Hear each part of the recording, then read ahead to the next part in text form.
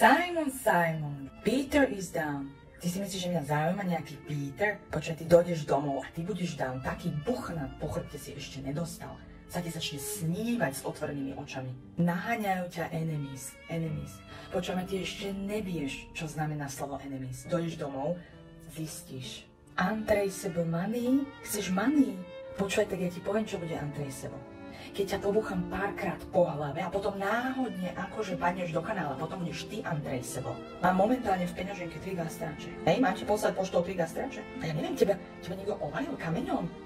Ja som ti hovorila na treťom rande, že toľko exekúcií, čo ja mám, mne už ani mobil na paušál nedajú, takže čo ty tu teraz skúšaš? Čo ma ešte raz ma budeš otravovať svojimi... Tak mne je jedno, či si v Berlíne, Miláne alebo v Hriňovej.